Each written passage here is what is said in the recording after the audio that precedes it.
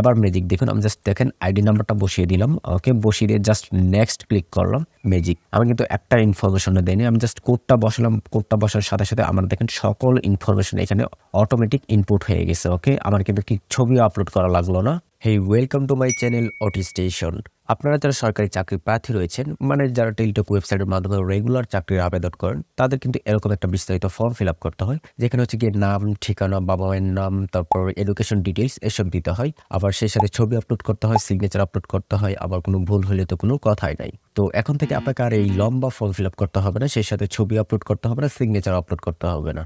আপনি জাস্ট একটা কোড বসাবেন আর সাথে সাথে আপনার আবেদন ফর্মটা অটোমেটিক ফিল আপ হয়ে যাবে। তো টিক্সটা জানতে হলে তো অবশ্যই ভিডিওটা স্কিপ না করে শেষ পর্যন্ত দেখতে হবে। আর এরকম চাকরির আপডেট পেতে অবশ্যই পেজটিকে ফলো দিয়ে রাখতে হবে। আর যারা ইউটিউব চ্যানেলে দেখছেন তারা কাইন্ডলি চ্যানেলটিকে সাবস্ক্রাইব করে নোটিফিকেশন অন করে রাখবেন। তো লেটস চেক ইট আউট।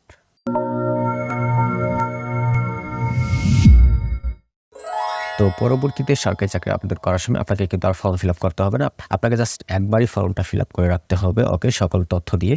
তো ফর্মটা ফিল আপ করার জন্য আপনি চলে যাবেন গুগল ক্রোমে। আপনি মোবাইল দিয়েও করতে পারবেন, একদম সেম প্রসেস। ওকে, তো আমি কম্পিউটার দিয়ে দেখিয়ে দিচ্ছি। তো আপনি গুগল ক্রোমে এসে সার্চ বারে গিয়ে লিখবেন অল জবস। ওকে, তারপর এন্টার।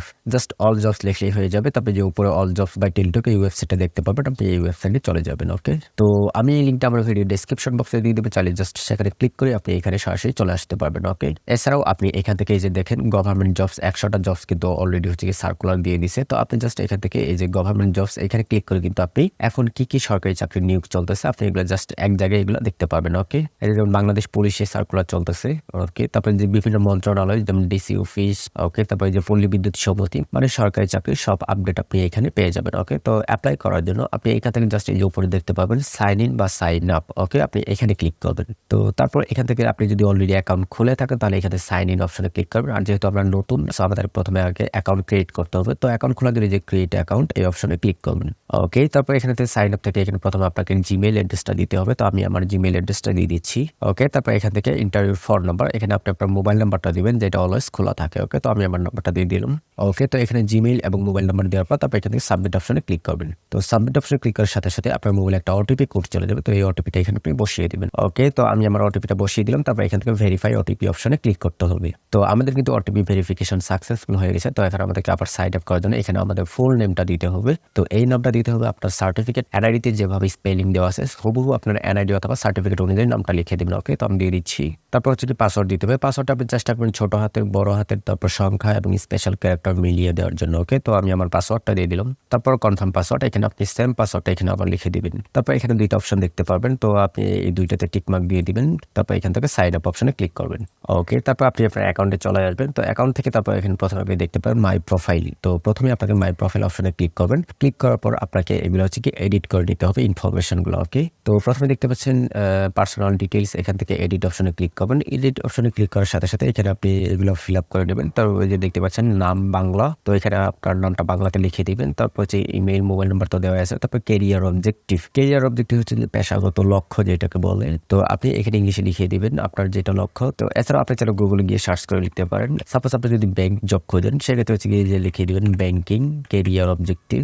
তো আপনি জাস্ট গুগলে সার্চ করলে এখানে অসংখ্য ক্যারিয়ার অবজেক্টিভ পেয়ে যাবেন। তো আপনার লাইফের সাথে যেটা যায় সেটা আপনি এখান থেকে কপি করে হচ্ছে গিয়ে এখানে পেস্ট করে দেবেন। ওকে, এছাড়া আপনি চাইলে নিজের মতো করে লিখে নিতে পারেন। ওকে, তারপর ক্যারিয়ার সামারি সেম, যেটাকে হচ্ছে কর্মজীবনের সারাংশ যেটাকে বলে, এটাও যদি আপনি সেম একইভাবে হচ্ছে গিয়ে গুগলে গিয়ে সার্চ করবেন ক্যারিয়ার সামারি লিখে।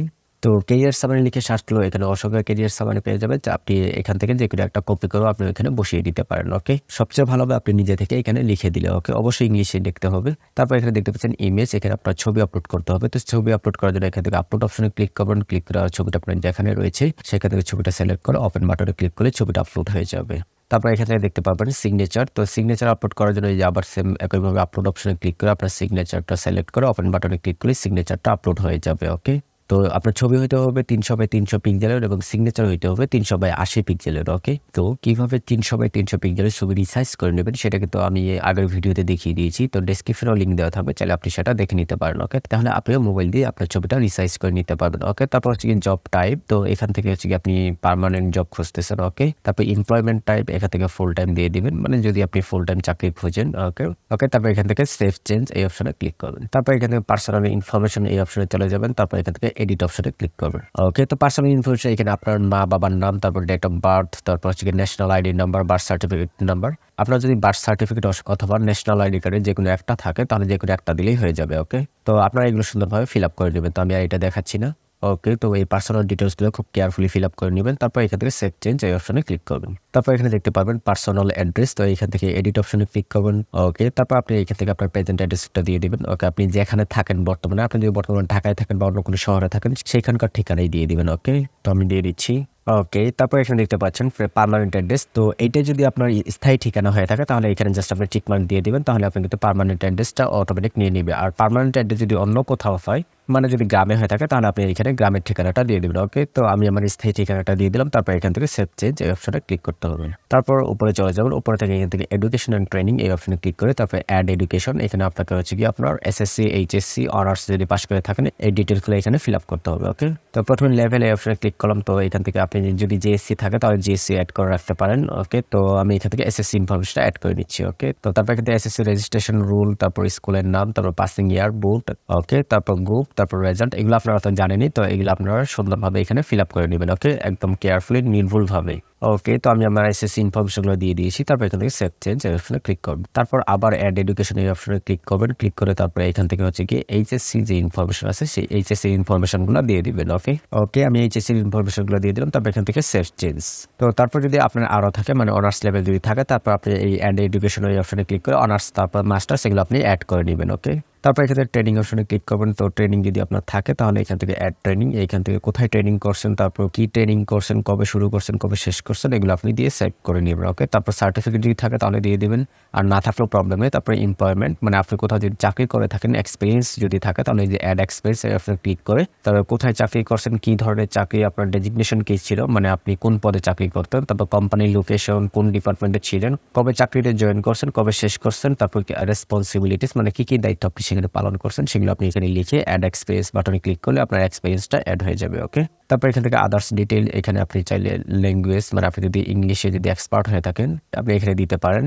ওকে, তারপর হচ্ছে কি রেফারেন্স, আপনার যদি কোনো রেফারেন্স থাকে কোনো মানে বড় কোনো পদে সেক্ষেত্রে আপনি এক্সপিরিয়েন্স তাকে দিতে পারেন। তারপর স্কিল, আপনার কোনো এক্সট্রা কোনো স্কিল যদি থাকে তাহলে এখানে স্কিলে অ্যাড করে নেবেন। ওকে, তো আমি আর এগুলো দেখাচ্ছি না। তো আপনি এখান থেকে যে প্রিভিউ সিভি এই অপশনে ক্লিক করলে কিন্তু আপনার সিভিটা এখানে রেডি হয়ে যাবে, আপনি এখানে দেখতে পারবেন। ওকে, তো এটা হচ্ছে কি আমার সিভি। তো আপনি এখানে ডাউনলোড সিভি এই অপশনে ক্লিক করলে কিন্তু আপনার সিভিটা অটোমেটিক ডাউনলোড হয়ে যাবে। ওকে, তো এবার হচ্ছে গিয়ে আপনাকে প্রিমিয়াম ইউজার হইতে হবে। তো প্রিমিয়াম ইউজার হওয়ার জন্য ওই যে বিকাম এ প্রিমিয়াম ইউজার এই অপশনে আপনাকে ক্লিক করতে হবে। ওকে, কারণ এই প্রিমিয়ার ইউজার হয়ে আমরা কিন্তু যখন পরবর্তীতে কোথাও অ্যাপ্লাই করব তখন হচ্ছে গিয়ে অটোমেটিক আপনার যে তথ্যগুলো দিলেন এই অটোমেটিক হচ্ছে গিয়ে সেই ফর্মে ফিল আপ হয়ে যাবে। ওকে, 180 দিন মানে 6 মাসের জন্য হচ্ছে গিয়ে সাবস্ক্রিপশন ফি হচ্ছে গিয়ে 20 টাকা, আর 365 দিন মানে 1 বছরের জন্য হচ্ছে গিয়ে 35 টাকা। মানে আপনি যদি এই 1 বছরটা নেন তাহলে 35 টাকা হচ্ছে গিয়ে আপনাকে, মানে আপনি 1 বছর অ্যাপ্লাই করতে পারবেন, মানে জাস্ট একটা ক্লিকের মাধ্যমে। ওকে, তো এই প্রিমিয়াম মেম্বারটা হওয়ার জন্য আপনাকে কিন্তু টেলিটক সিমের মাধ্যমে এই যে 35 টাকা পেমেন্ট করতে হবে, তাহলে 1 বছর আপনি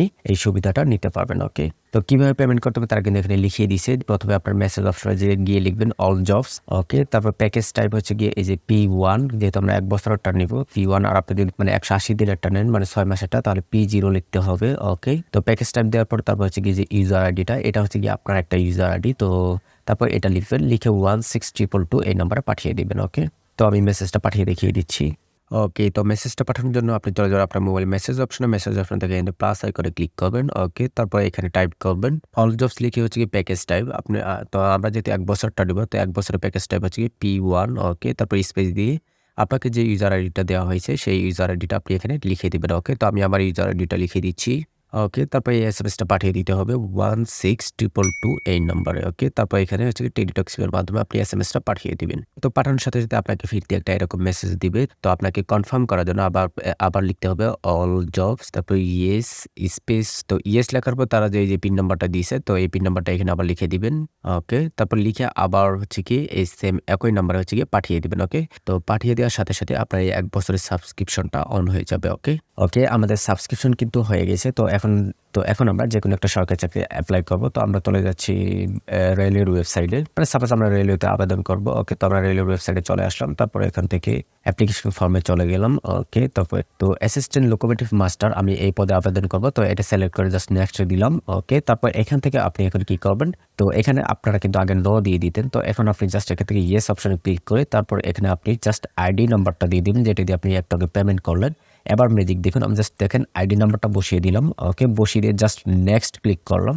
দেখেন ম্যাজিক, আমি কিন্তু একটা ইনফরমেশনও দেয়নি, আমি জাস্ট কোডটা বসালাম। কোডটা বসার সাথে সাথে আমার দেখেন সকল ইনফরমেশন এখানে অটোমেটিক ইনপুট হয়ে গেছে। ওকে, আমার কিন্তু কি ছবিও আপলোড করা লাগলো না, আমাকে কিন্তু সিগনেচার আপলোড করা লাগবে। দেখেন আমার অটোমেটিক সিগনেচার আপলোড হয়ে গেছে। এখন তো আমি জাস্ট ভ্যালিডেশন কোডটা লিখে দিলাম, তারপর এখানে টিক মার্ক দিয়ে তারপর সাবমিট অপশনে ক্লিক করা। ওকে, টিক মার্ক দেওয়ার পর তারপর এখান থেকে আবার অ্যাকসেপ্ট করে হচ্ছে কি জাস্ট সাবমিট অপশনে ক্লিক করার সাথে সাথে দেখতে পাচ্ছেন আমার কিন্তু অ্যাপ্লাই করা এখানে হয়ে গেছে। ওকে, তো এখন আপনি যে কোনো সরকারি চাকরি আবেদন করতে পারেন জাস্ট ওই একটা ইউজার আইডি দিয়ে। ওকে, তো ভিডিওটি কেমন লাগলো অবশ্যই কমেন্ট করে জানিয়ে দেবেন, আর ভিডিওটি ভালো লাগলে অবশ্যই লাইক কমেন্ট শেয়ার করতে ভুলবেন না। তো থ্যাংক ইউ।